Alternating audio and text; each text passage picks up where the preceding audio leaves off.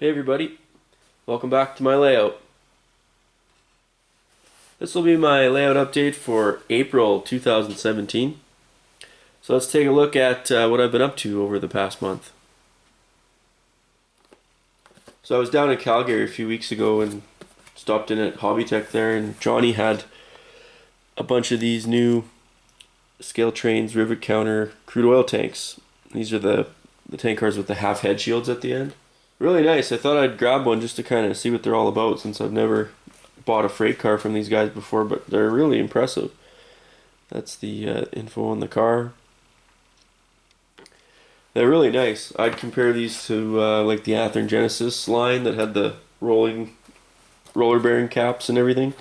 One cool thing about scale trains, in the box, anybody that's owned the Athearn Genesis tank cars, you'll know that the roller bearing caps can fall off really easily. So scale trains included 4 extras in the box, which is really cool.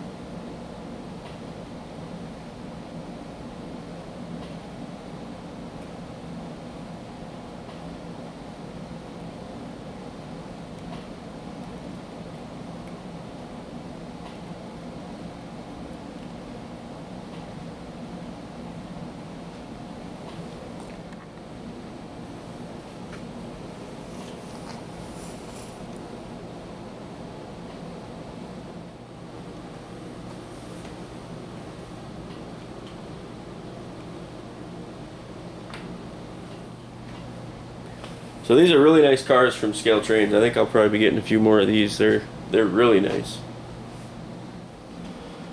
So this other car I got, this is Atlas Masterline, 17,600K. It's lettered for Univar, which is a chemical company. See them up here sometimes. This one particular is for hauling caustic soda. So let's take a closer look at this car from Atlas Masterline.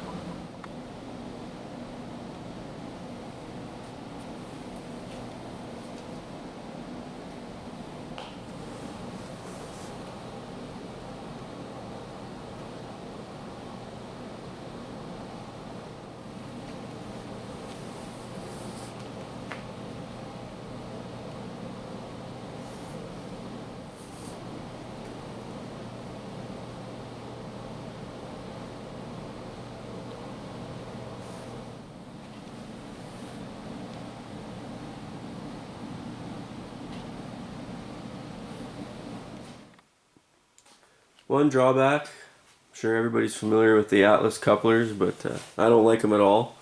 I wish they'd try something different or just switch to KD or something, but they still, even their latest offerings, they're still coming out with these goofy couplers that don't work well with everything else. So a really nice car, but the only drawback is they come with those Atlas couplers that really can be frustrating. So those are the cars I got in over the last month. So let's take a look at the layout and what I've been up to down here. So over here on the Sien side, I continued on with doing the sub-roadbed for the CP Points West reverse loop over here. So I've got it almost done. I ran out of the Midwest Cork sheets. That's what I was using for the cork. So I have about, I don't know, 5 feet maybe on the far end there that I need to do with just cork, but the rest of it's done. So it's ready for the switches to come. So I've ordered a FastTracks template for number 6, which is all these turnouts here are all number 6 leading into the reverse loop. So that's coming, and it'll be hopefully building some switches and laying a little bit of track here over the next month. We'll see how far I get. And so over here I'm just continuing on laying the rubber down first. I got a little bit done, another 4 feet or so here, and I'll just be continuing on onto the CP portion of the layout. So against the wall there, I just put some backing up to prevent any derailments or anything from falling down between the studs. 5 inches tall, And the material actually is funny. This stuff's from my old layout. This is why you don't throw anything out, any material like this. You always keep it for your model railroad because you never know when it's going to come in handy. This stuff, I used it on the old layout quite a bit for some structure building and for roads. And what it is it was packing material that came with flooring.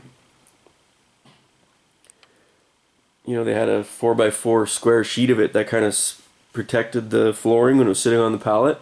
It's kind of like an MDF board. But you can see there, that was the old road from my old layout. So I'm still using this stuff. I brought it along when we moved, and you never know when you're going to find a use for it. And there's another perfect example of why you keep stuff like that. We got more done on the work desk. It's pretty much finished now. Not much to do on it. So I've got one of those 4x8 whiteboards that I was talking about, and I cut it in half on the table saw. Put that up as the backdrop.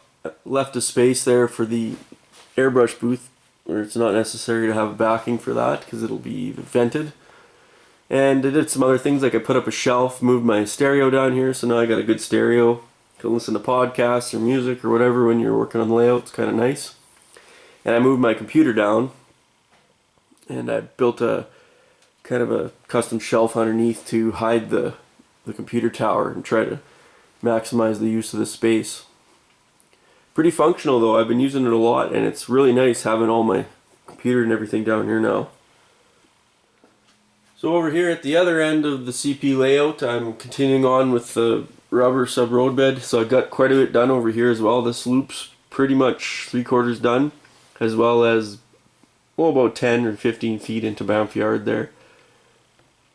So I'm working at multiple locations just to try and get more done, because I usually wait a day for the glue to dry, so if I'm working on 3 places, at least I'm getting 3 pieces done rather than 1. Like I showed in my last video, putting plywood down, covering the entire piece that you're trying to glue is the critical feature to get the flat roadbed that you want. And then finding whatever you can to weigh it down with. Here's a different view, just looking at that reverse loop from before. So that's why I'm just waiting for the cork now for this section, then it'll be done.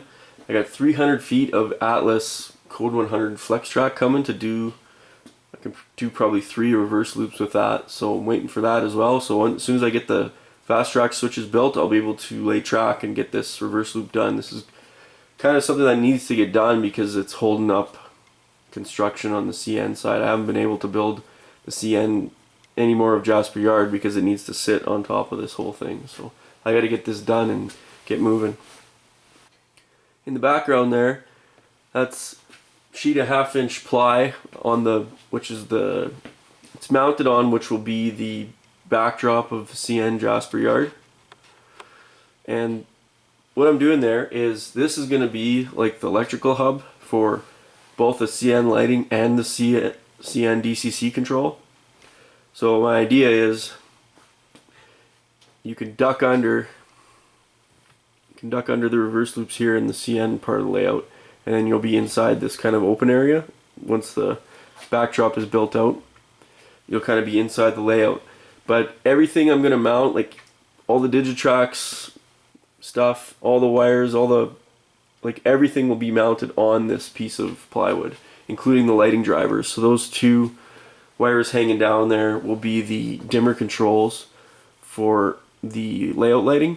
So all of that will be mounted at standing height and all flat flush on this piece of plywood, so it's just easy to work on, and it's all laid out in the open, and nothing's kind of under layout.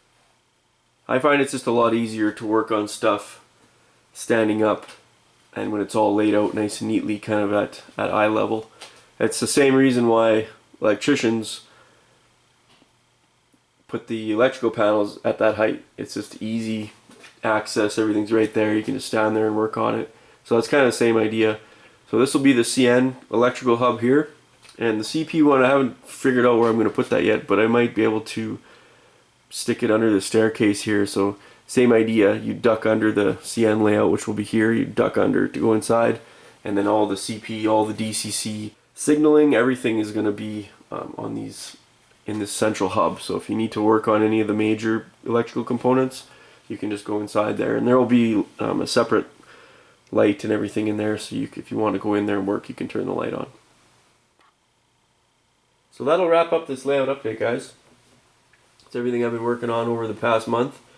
Coming up next month, probably will be focused on building those FastTracks turnouts, so wish me luck with that. I've never done that before. Be doing that, and hopefully that cork will show up and I can finish off this reverse loop and start laying some track. So that's what I'm going to be up to. As always, thanks a lot for watching, and we'll see you next time.